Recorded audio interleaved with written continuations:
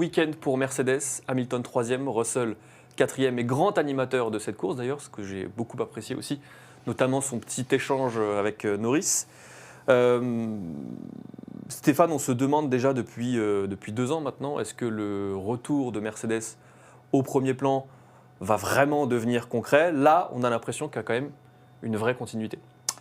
On entend des rumeurs comme quoi ils auraient trouvé des choses en soufflerie. Ça, c'était il y a 2-3 mois, enfin il y a à peu près 2 mois. Et qu'on allait voir des choses concrètement. Ils ont accéléré aussi les mises à jour sur la voiture. Il y a un gros effort de fait. Et on sent qu'ils commencent à mettre le doigt sur quelque chose. C'est même James Allison qui le dit clairement dans ses propos.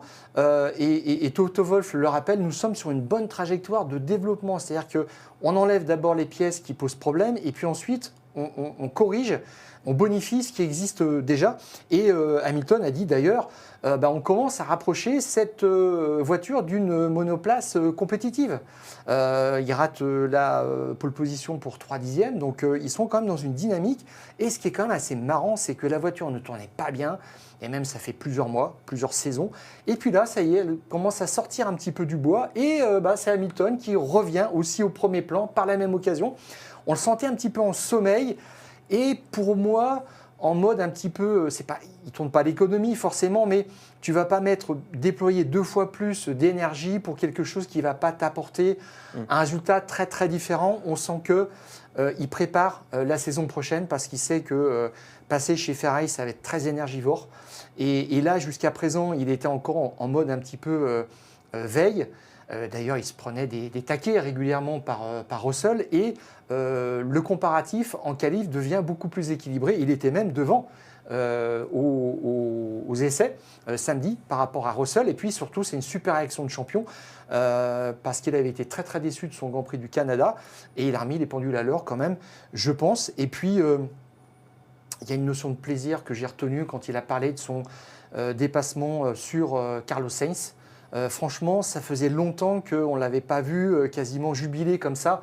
Et puis même dans la cool room, quand il regardait des images avec Norris et Verstappen, où ça frottait un peu, et lui il dit ça devrait toujours être comme ça. Donc tu le sens encore en mode maintenant combatif. On le voit depuis Imola, Mercedes intègre de nouvelles pièces quasiment à chaque Grand Prix. Et peut-être pour la première fois, on a l'impression que Mercedes a compris sa monoplace, parce que ces évolutions apportent des améliorations, à la fois en qualification. Alors c'est peut-être un petit peu moins vrai pour Hamilton que pour Russell, mais en tout cas, il y a une progression pour les 2 pilotes. Hamilton, le dimanche, c'est redevenu une bête de course. C'était déjà le cas au Canada, ça l'était encore en Espagne. Et alors, longtemps, Toto Wolff nous jetait du brouillard pour cacher le fait que Mercedes ne comprenait pas justement sa monoplace.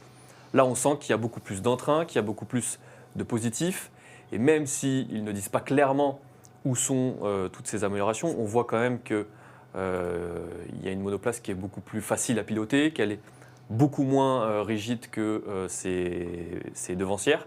Donc vraiment, là, il y a de quoi être optimiste pour Mercedes, même s'il y a encore un vrai gap avec Red Bull, en tout cas Max Verstappen et avec Lando Norris.